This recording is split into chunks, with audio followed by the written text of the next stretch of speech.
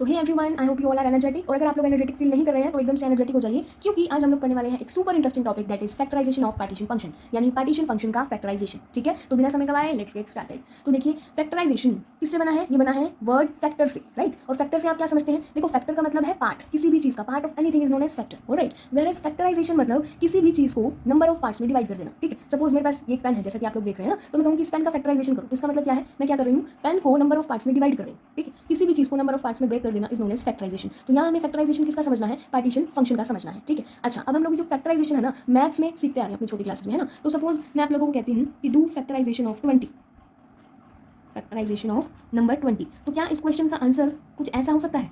अरे यस और नो? बिल्कुल, है ना। तो ये क्या है? 20 के फैक्टर्स हैं, राइट। तो बिल्कुल इसी ही तरीके से पार्टीशन फंक्शन का भी क्या होता है? फैक्टराइजेशन होता है। देखो, हम लोग पार्टीशन फंक्शन को किससे रिप्रेजेंट करते हैं? क्यू से। अभी हमने सीखा ना प्रीवियस वीडियो में कि पार्टीशन फंक्शन क्या होता है। तो इसका अगर मैं फैक्टराइजेशन की बात करती हूँ ना, तो वो किसके इक्वल होगा? वो इक्वल होगा इसके प्रोडक्ट के। ठीक है, अब आप लोग सोच रहे होंगे कि ये सब क्या है और ये सब कैसे लिखा आपने, तो मैं आप लोगों को अभी समझाती हूँ। देखो, ऐसा कैसे हुआ। अभी हम लोग लास्ट वीडियो में तो क्या, अभी तक हमने जितनी भी वीडियो डिस्कस की हैं, वहाँ हमने हर एक वीडियो में ये बात की है कि भाई एक सिस्टम होता है जो कि नंबर ऑफ पार्टिकल से बना होता है ना। अब आप लोग सोचते होंगे कि मैम क्या आप हर एक वीडियो में ये बोरिंग सा डायग्राम बना देते हो, तो मैं भी क्या करूँ, मेरी भी मजबूरी है, क्योंकि हर इस टॉपिक में, इस यूनिट की हर एक टॉपिक में बाकी सारे सिस्टम की और सिस्टम की मॉलिक्यूल्स की होती है। ठीक है, लेकिन मैं तो जब भी इस डायग्राम को देखती हूँ ना, तो मेरे आधे से ज़्यादा डाउट तो इसको देखते देखते क्लियर हो जाते हैं। सो आई होप कि ये डायग्राम आप लोगों को भी हेल्प करे थोड़ा टॉपिक को समझने में। ठीक है, तो देखिए, ये एक सिस्टम है जो कि नंबर ऑफ मॉलिक्यूल से मिलकर बना हुआ है। तो हमने हर एक वीडियो में यही बात की है कि एन जो है वो क्या होते हैं? Total particles of the system होते हैं। वेयर एज ई क्या होती है? Total energy of the system होती है। और ये total energy of the system कैसे बनती है? हर एक पार्टिकल की एनर्जी को ऐड करके बनती है। यही तो हमने देखा है अब तक। ठीक है, बहुत कॉमन सी बात है, इसको मुझे डीपली एक्सप्लेन करने की कोई नीड नहीं आई थिंक, है ना। तो अब टोटल पार्टिकल्स की एनर्जी को ऐड करके बनती है ना ये total energy of the system. पर क्या आप लोगों के माइंड में कभी ये क्वेश्चन स्ट्राइक नहीं हुआ कि आखिर इन मॉलिक्यूल्स के पास एनर्जी आती कहाँ से है? कहाँ से आती है इनके पास ये energy?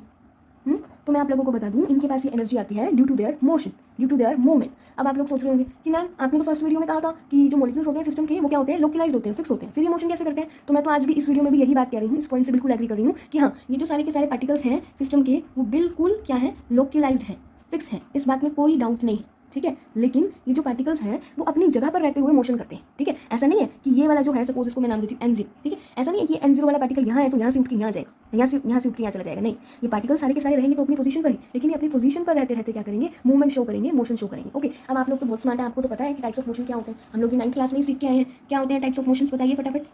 There are 4 types of motions, है ना। 4 टाइप की मूवमेंट होती है। ठीक है, अब वो कौन कौन सी होती है? ट्रांसलेशनल मोशन होता है एक, दूसरा रोटेशनल मोशन होता है, तीसरा वाइब्रेशनल मोशन होता है, ठीक है, और चौथा इलेक्ट्रॉनिक मोशन होता है।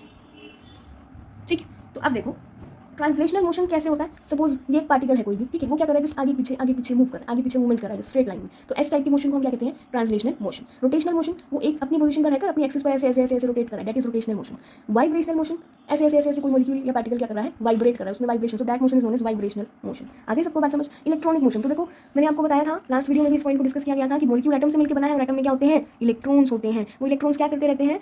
एनर्जी लेवल में जंप करते रहते हैं, फ्रॉम हायर टू लोअर और from lower to higher on temperature changes, है ना। तो अभी जो जंपिंग हो रही है, इलेक्ट्रॉन की मूवमेंट हो रही है एक एनर्जी लेवल से दूसरे एनर्जी लेवल में, तो इसी मूवमेंट को हम क्या कहते हैं? इलेक्ट्रॉनिक मोशन कहते हैं। आगे सबको बात समझ में? ठीक है, अब देखो in different types of motion की वजह से क्या होती है? इस मॉलिक्यूल में डिफरेंट टाइप की एनर्जी प्रोड्यूस होती है। देखो, अब आप लोग सोच रहे होंगे, ये क्वेश्चन जरूर माइंड में आ रहा होगा आप लोगों के, कि सपोज ये एक मॉलिक्यूल है, ठीक है, तो क्या ये एक मॉलिक्यूल सारे टाइप की मोशन शो करता है? तो मैं आप लोगों को बता दूं कि हाँ, ये मॉलिक्यूल सारे टाइप की मोशन शो करता है। कोई भी एक मॉलिक्यूल है, 4 के 4 टाइप्स ऑफ मोशन शो कर रहा है अपनी पोजीशन पर रहकर। ठीक है, तो अब डिफरेंट टाइप्स ऑफ मोशन की वजह से इस मॉलिक्यूल के अंदर क्या है? Different types of energy produce होंगी, इसमें तो कोई डाउट ही नहीं है ना। तो अब ये जो डिफरेंट टाइप्स ऑफ एनर्जी है, in different types of energy की जानकारी हमें कहाँ से मिलती है? In different types of energy की जानकारी हमें मिलती है पार्टीशन फंक्शन की हेल्प से। कहाँ से मिलती है? पार्टीशन फंक्शन की हेल्प से मिलती है। तो ये जो पार्टीशन फंक्शन होता है ना, ये हमें overall energy of the system बताता है। ठीक है, बता दें सबको समझ, क्या बताता है? ये हमें overall energy of the system बताता है। तो अगर हम लोग पार्टीशन फंक्शन को in terms of energy level लिखते हैं, टर्म्स ऑफ एनर्जी लिखते हैं, तो हम इसको कैसे रिप्रेजेंट करेंगे? Q is equal to Q T into Q R into Q V into Q E. बात आ गई सबको समझ? तो यही का यही फॉर्मूला है ना, ये देखो यही बात ही तो मैंने यहाँ लिखी है। तो आई थिंक अब आपको ये मैंने ऐसा क्यों लिखा और ये क्या क्या है ये आप अच्छे से रिलेट कर पा रहे होंगे। ठीक है, so this partition function is known as translational partition function, rotational partition function, vibrational partition function and electronic partition function. ठीक है, तो ये अब अगर आप लोग इस इक्वेशन को और अच्छे से समझना चाहते हैं तो फिर यहाँ देखिए, देखो सभी यहाँ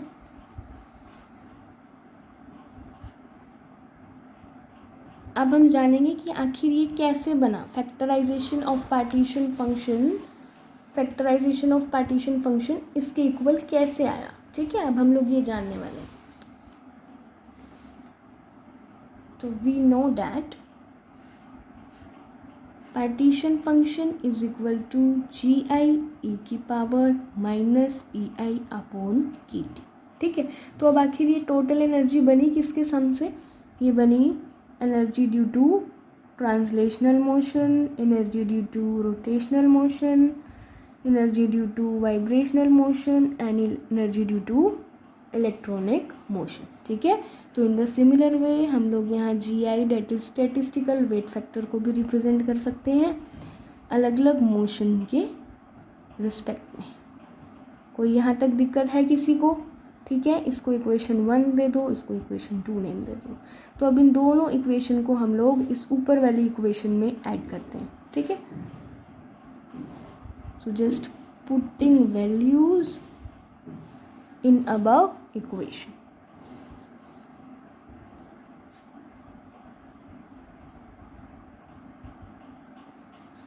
तो क्या हो जाएगा, Q is equal to sigma G T G R G V G E, ठीक है। मल्टीप्लाई में ई की पावर माइनस में E T E R E V multiply E upon में के टी। क्लियर है या कोई डाउट है किसी को, ठीक है। अब हम लोग क्या करते हैं, इन सबको सेपरेट करके लिखते हैं, ठीक है। सेपरेट करके लिखेंगे तो क्या बनेगा, जी टी ई की पावर माइनस का E T upon K T. ऐसे ही summation of G R E की पावर माइनस में E R upon K T, summation of G V E की पावर माइनस में E V upon K T, summation of G E की power minus का ई upon K T. आ गया सबको समझ यहाँ तक, किसी को कोई दिक्कत, ठीक है। तो अब देखो हम इसको क्या लिख सकते हैं, Q T that is partition function, क्योंकि है तो सारे के सारे पार्टीशन फंक्शन ही, जी ई की पावर माइनस ई टी अपॉन के टी सारे हैं तो पार्टीशन फंक्शन। तो अभी हमें ये पता है कि टी क्यू लगाया आर क्यू लगाया due to their different different motions, right. तो बस हम फिर इसको यहाँ लिख देते हैं क्यू टी, इसको रिप्रेजेंट कर देते हैं क्यू आर, उसको क्यू वी और इसको क्यू ई। तो बन गया ना सेम एक्सप्रेशन, ठीक है। So that is actually multiplicative और you can say multiplication theorem, ठीक है। और you can also name it as factorization of partition function.